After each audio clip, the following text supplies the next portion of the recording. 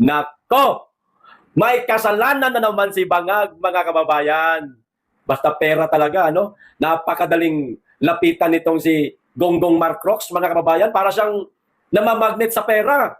Pero hindi po ako sigurado kung bago lang po ba ito ginawa ni Bangag o baka naman matagal na ho ito, mga kababayan, pero ngayon lang inilabas. Ngayon lang in-expose, mga kababayan. Abay, nagkakahalaga di umano ng 11.7 billion, mga kababayan, na mula po sa tanggapan ng DepEd na di umano'y pinakialaman na naman ni Bangag, mga kababayan.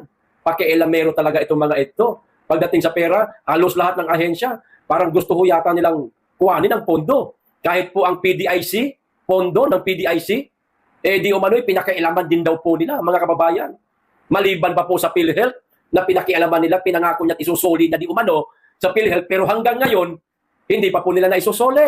Hinahanap na po sa kanila ng mga taga-PhilHealth dahil nga pinangako nito si Bangag, pero hanggang sa ngayon, nagbingi-bingihan na naman itong mama na parang bagang walang naririnig.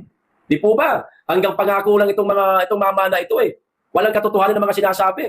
Kaya sa mga kasundaluhan natin na pinangakuan kayo ni Bangag, na meron di man kayong karagdagan sa inyong mga benepisyo o maging sa inyong sweldo man daw, naku, wag nyo na pong aasahan yan. Unang-una, saan niya po kukunin? Yung ipangdadagdag niya sa mga benepisyo ninyo. Hindi naman po kasama doon yan sa national budget na ilalabas na sa susunod na taon. Mabubudol lang kayo, mga kasundaluhan, wag nyo lang aasahan. Sinasabi niya lang yan para pabanguhin niya yung kanyang sarili at wag kayong magkudeta laban ho sa kanya. O eto ho, yung video, mga kababayan, patunay na di umano meron na namang pinakialaman na nagkakahalaga na 11.7 billion. Etong si Gonggong Marcrox. O eto, panuorin po natin ang pahayag ng isang ale, mga kababayan. O eto na. I call on the Bureau of Treasury, I call on DBM. Please, pakisoli nyo na yan. Marami pong bata ang naghihintay magkaroon ng college scholarships. Maraming bagong henerasyon ang gustong mag-aral ng kolehiyo. Update po sa SED, mga ka-BH, sinabihan na namin ng COA, dapat utusan na nila ang Bureau of Treasury to release the 11.7 billion na nasa Bureau of Treasury sa Higher Education Development Fund. Bakit? Mas mataas po ang RA 7722 kesa sa Executive Order 338. Kahit ano pang gawin natin, hindi pwedeng isupersede ng Executive Order ang batas. Sabi ng batas, ang Higher Education Development Fund dapat nasa isang government financial institution. So I call on the Bureau of Treasury, I call on DBM. Please, pakisoli nyo na yan, marami pong bata ang naghihintay magkaroon ng college scholarships. Maraming bagong henerasyon ang gustong mag-aral ng kolehiyo. May pondo tayong 11.7 billion as of May 2025. Hindi dapat maging dahilan para tanggihan ng gobyerno ang pagpapaaral ng kolehiyo sa ating mga kabataan. Tandaan nyo, when you educate a child, you close a prison. Yun po ang sabi ni Victor Hugo. Kaya talagang dapat pagtuunan natin ng pansin ang bagay nito. Samahan niyo po kami. O, kita nyo na, mga kababayan? Hindi po ako may sabi, ha? Yung ale na nagsasalita sa video pinanood po ninyo, siya ho ang may sabi. 11.7 billion, mga kababayan, hinihingi na po nila at di umano'y maraming mga kabataan na mga mag-aaral ang makikinabang sa napakalaking halaga na yan na tila pinakialaman na naman po nila. Gusto ho yata talaga nilang sirain ang kinabukasan ng ating mga kabataan samantalang tayong mga simpleng mga magulang lang, nagkanda utang-utang po tayo para mapaaral po natin yung ating mga anak sa kolehiyo, maging sa mga high school level man lang. Di po ba? Meron pong pondo, mga kababayan, 11.7 billion, pinakialaman na naman nila na para bagang wala silang pakialam sa mga susunod na henerasyon na sana itong mga kabataan natin ngayon na nagsisipag-aral ng mabuti, sila sana ang susunod, no, sa atin na pagandahin ang ekonomiya ng ating bansa, no? Sila na ang lalaban sa korupsyon at sila na ang susunod na magiging leader sa ating bansa, parang pinipigilan po nitong mga ito, mga kababayan, ang magandang kinabukasan na maaaring makuha ng mga kabataan natin ngayon. Pera-pera talaga ang administrasyong Marcos na ito, mga kababayan, kung saan meron silang nakikita na mga pondo na malaki-laki ang halaga, pinakikialaman ho nila. Ginagamit nila sa hindi po natin malaman na kadahilanan o saan nila ilalagak yung mga malalaking halagang nakukuha nila. Kasama ang palad, napupunta patuloy sa mga bulsa ng ilang mga politiko. Kaya ngayon ang bansa natin, pinagtatawanan ng mga karatig bansa natin dahil nga sa napakalalang korupsyon na nangyayari sa ating bansa. Tuloy, wala ng mga foreign investor ang nagnanais na maglagak ng kanilang puhunan, ng kanilang negosyo dito sa ating bansa. Kasi dahil sa napakalalang korupsyon at isa pa riyan ay ang napakalalang pagbaha sa ating bansa na maaaring makasira po ng kanilang mga negosyo. Pinagtatawanan tayo sa madaling salita at higit sa lahat pinagtatawanan din ang ating Pangulo, mga kababayan. Tuloy, yung mga investor, mga negosyante sa ating bansa na mga Pilipino na mayroon ng kasalukuyang negosyo dito sa Kalakhang, Maynila, hindi na po sila dito nag-e-expand ng kanilang mga negosyo. Hindi na po sila dito nagpapalaki sa NCR. Pasensya na kung mali ako. Pero yun lang po ang napansin ko. Bakit? Ang Davao City, doon po nagpupunta ang mga negosyanteng kilala na dito sa Kalakhang, Maynila. Lumilipat po. Hindi naman lumilipat. Nagdadagdag sila ng kanilang mga negosyo doon sa Davao City kasi nakikita nila unang-una ang pamumuno hindi kurakot, hindi magnanakaw. Peace and order talagang gumagana sa Davao City. Galit ang pamumuno ng Davao City sa mga illegal na droga. Isa yan sa mga sinusolusyonan at tinatrabaho nila nang wag lumaganap sa Davao City. Hindi lang sa Davao City, pattern lang ang Davao City at sinusunod yan ng iba't iba pang mga alkalde sa Kamindanawan. Hindi nakakapagtaka. Pagdating ng panahon, mga kababayan, itong kabuo-buong Mindanao, baka mas yumaman pa ho ito kaysa sa Kamaynilaan, mga kababayan. Dahil sinusunod ng mga ibang alkalde ang pamumuno ng mga Duterte. Kaya napakarami ng mga negosyante. Kita nyo, meron na nga po mga direct flight doon Davao Airport, meron na po mga direct flight mula sa Davao, papuntang Japan, papuntang ibang marami na po tayo nabalitaan yan, mga kababayan. Marami na kasi nakikita nito mga ito na maganda ang Davao City na paglagakan ng kanilang mga negosyo kasi walang korupsyon. Hindi po katulad ngayon sa kasalukuyang administrasyon, pinagtatawanan tayo ng iba't ibang bansa, iba't ibang lahi kasi sa napakalalang korupsyon. O paano ngayon yan, Mr. President? 11.7 billion po ang hinihingi na naman sa inyo. Maliban pa ito sa 60 billion na isosoliho ninyo sa PhilHealth. Meron pa sa DepEd.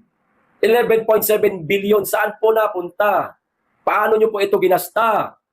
Saan po ninyo ginamit?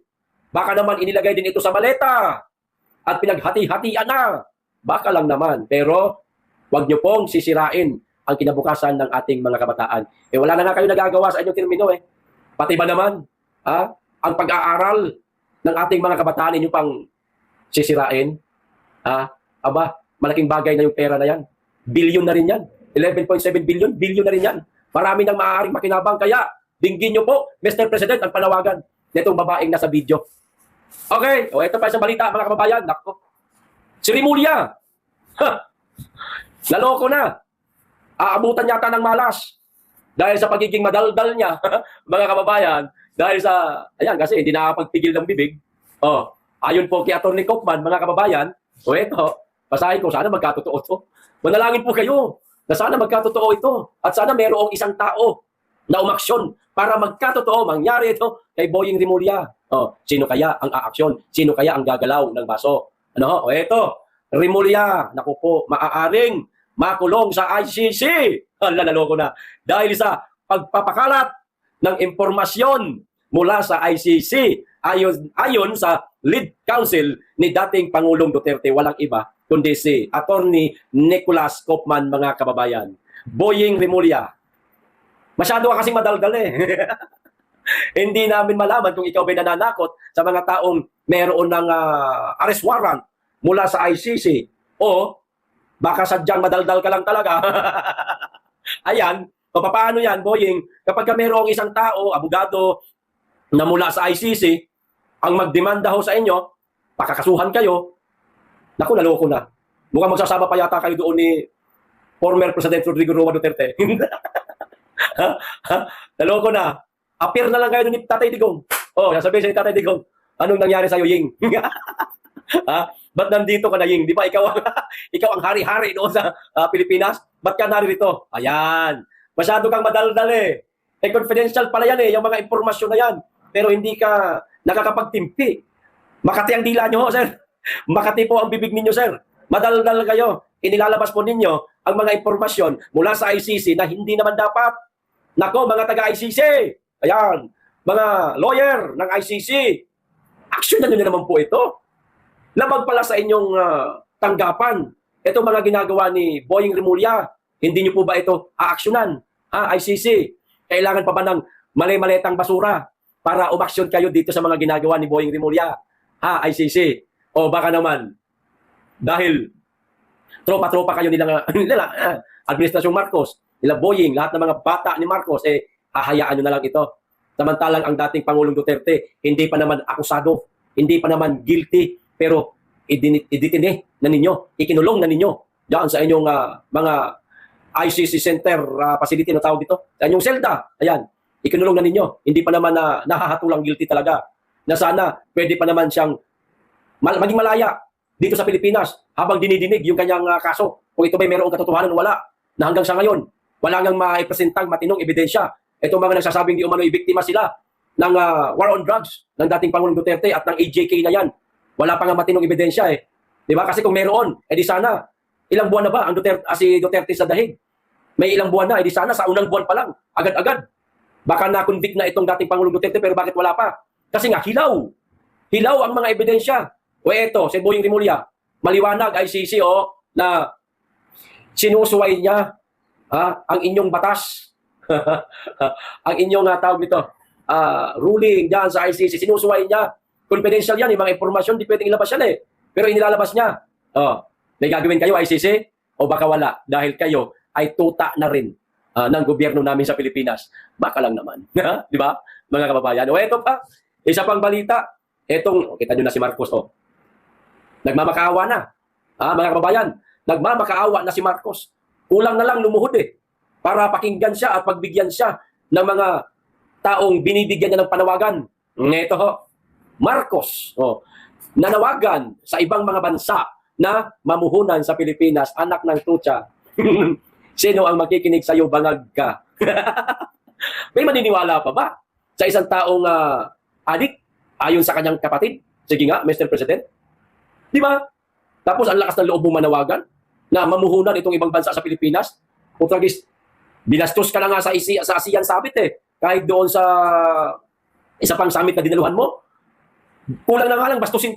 Okay, may pambabastos na nga nangyayari Sinimplihan ka na nga ng banat doon Tapos ngayon, manghihikayat ka. Naku po. Susubukan umano ni Pangulong Bongbong Marcos Jr.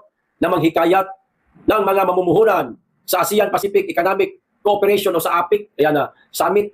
Ayon kay Philippine Ambassador designate Bernadette Fernandez. Ayon kay Fernandez, handa umano ang Pilipinas na tanggapin ang mga mamumuhunan sa kanilang bansa. Natural. Handa talaga ang Pilipinas na tumanggap ng mga mamumuhunan sa ating bansa. Ayan, tanong nga, Mr. President, meron pa bang mamumuhunan sa atin?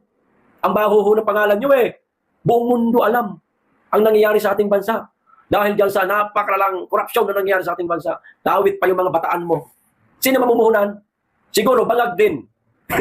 Ay marami namang namumuhunan sa bansa natin, Mr. President. Kaso, hindi nga lang yung mga lehitimong negosyante talaga na mayroong magagandang produkto ang kanilang kumpanya. Kundi, etong mga namumuhunan sa ating bansa, yung mga tawag nito, yung mga sindikato, bit-bit, negosyo nila, droga, marami, laganap na, ang dami na Yan, at least kito paano, merong namumuhunan. Nga lang, walang tax. Marami lang droga, marami rin ang pusher na. Di ba? Yan. Yan kumikita ngayon, yung ibang mga kababayan natin, na pagtutulak ng pulburon. Di ba, mga kababayan? Pero mga totoong negosyante, ayaw na mamuhunan sa ating bansa. Natatakot sila kasi magulo ngayon ang ating bansa. Sa totoo lang, mga kababayan. Yan po ang katotohanan. Ito pa, dagdag ko po. Itong, ewan ko kung nambubola ba itong si Auntie Claire o nagsisinungaling na naman. Kayo na naman po humusga. Ito ho ang sabi niya. Yusek Castro. Naniniwalang hindi papayag ang militar na bumagsak ang gobyerno at palitan si PBBM ni VP Sara. Sigurado ka dyan sa sinasabi mo na yan, Auntie Claire? Aba kaya nga nung mga nakaraang buwan pa matunog na matunog. Etong tungkol sa di umano'y kudeta na meron na di umano'y iilan sa mga men in uniform, mapakasundaluhan man o mapakapulisan man na nagnanais na di umano at nanghihikayat pa na bumaligtad na si General Browner dahil hindi na nagugustuhan ang pamumuno ng isang Marcos. Tapos sasabihin mo, ayaw pumayag ng militar na mapabagsak si Bongbong Marcos at palitan ni VP Inday Sara. Ang nagsasabi niyan, Auntie Claire, na mga militar, Yung mga naambunan ng mali-malitang basura, maliwanag yan. Yung mga matatawag nating nasa matataas na office na mga ranggo, hindi naman lahat. Hindi ko po nila lahat. Di hamak pa rin po na mas maraming mga kasundaluhan ang hindi involved o hindi tumanggap, hindi hayok sa pera na mula sa kaban ng bayan. Iilan lang naman talaga. Yung mga nakatanggap niyan, iilan lang. Nako, marami tayong nakikita, nakasakasama nila, pero hindi po natin sinasabing sila yun. Ano ho, mga kababayan. Kaya hindi ako naniniwala dito sa sinasabi ni Auntie Claire. O ito pa, naniniwala si Palace Press Officer Jose Claire Castro na hindi papayag ang militar na bumagsak ang gobyerno at palitan si Pangulong Marcos Jr. ng isang individual na may bahid korupsyon. Eh bakit, Auntie Claire, si Marcos nga, wala bang bahid korupsyon? Klaring, Auntie Klaring, imulat mo naman yung mata mo, day. Pakinggan mo ang sinasabi ni Saldico. Yan ang mahirap sa'yo, sarado tenga mo eh. Pagdating sa mga baho ng amo mo eh. Ang liwanag na sinabi na ni Saldico na mayroong 100 billion insertion si Marcos Jr. At itong si Sandro Marcos, 50 billion. Abay, lalo na yung kanyang pinsan. Di ba, mga kababayan? Kasi nga daw, meron daw bahid korupsyon si BP Inday Sara. Sige nga, magkwentahan tayo, Auntie Claire. Confidential fund ni Marcos versus confidential fund ni BP Inday Sara.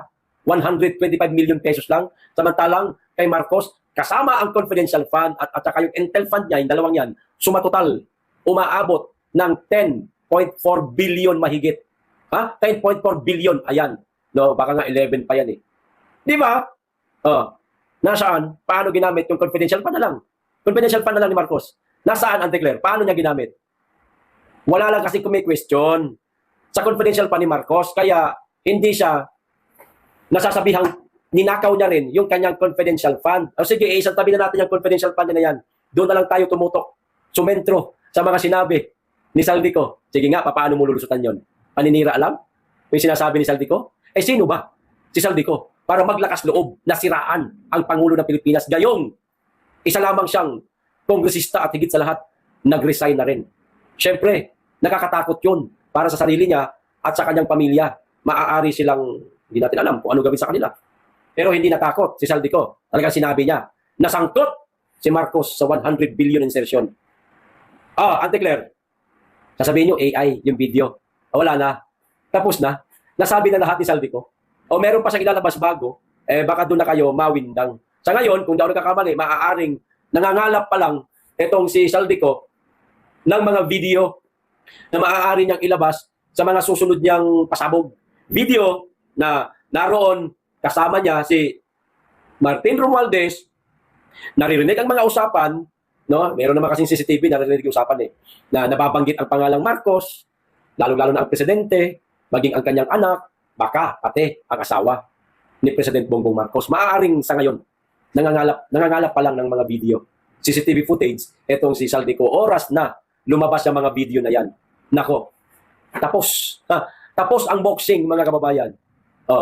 Ano na naman kaya ang sasabihin ng mga tauhan ni Bongbong Marcos at imposibleng hindi pa rin kumilos ang sandatahang lakas, mga kababayan. Pag sila nanahimik pa rin, kung sakasakali lang naman na maglabas ng panibagong video si Saldico at hindi AI CCTV footage, mayroong pecha, mayroong oras na tumatakbo, di ba ganun na CCTV? At napapag-usapan, pera, halaga ng pera, pangalan ni Bongbong Marcos, lahat kung sino-sino pang mga involved sa corruption ngayon. Halimbawa lang, may ilalabas na. Pag nanahimik pa rin ang AFP, wala na talaga ang sambayan ng Pilipino. Wala nang aasahan na magiging kakampi ng mga simpleng mamamayan, mga kababayan, kundi ang kanilang sarili na lang. At hahayaan na lang ng ating mga kababayan na malugmok ang Pilipinas dahil sa mga kagagawan ng mga magnanakaw ng mga elected official. Sana, wag mangyari yan. Sana lang, oras na may lumabas na video na mas malala talaga, grabe na mga pasabog ni Saldico, sana naman umaksyon na ang mga men in uniform. Kumampi sila sa mga simpleng mamamayan na naghahanap ng hustisya, na dapat mayroong mapanagot dito sa napakalalang korupsyon. Hindi ito yung mga sinasabi ngayon, mga kababayan, na si Diskaya daw, naroon na sa tanggapan ng NBI, no, nasa kustodiya na ng NBI, no, nagkusa ng sumuko. Yung iba nga ibang kontraktor nga hindi nga nagkusa sumuko, nakatakas na nga iba. Tatakas ba yung mga yon kung hindi sila involved sa nakawan, sa kaban ng bayan. Di ba? Kung ikaw, isang tawag ito, contractor ng flood control project na mismong ikaw alam mo na mayroong ghost project ang ginagawa o kalokohan. Tatakas ka ba? O hindi? Abay natural, alam mo may mali ka eh. May kasalanan ka, tatakas ka talaga. Yung mga tumakas na yun, natatakot ko na makulong sila. Bilib lang ako dito sa mga diskaya. Kahit na sila talaga ang itinutumbok ngayon, sila ang pinag-iinitan, sila ang nasa hot seat, ika nga, eh hindi sila lumalaya sa ating bansa. Hinaharap nila. Etong mga, sa ngayon kasi, aligasyon pa lang yan. Pero, pag naging guilty sila, okay na yun. Talagang hindi na aligasyon. So, hinaharap nila, handa nilang harapin, maaaring handa rin nila ito pagbayaran. Pero paano naman? Yung mga malalaking isda, di po ba, mga kabayan, sana huwag makatakas ang pinaka-buhaya na nasa House of Representatives. Okay, hanggang dito lang. Maraming salamat. Mag-iingat kayo lagi at higit sa lahat, mahalin natin ang Pilipinas.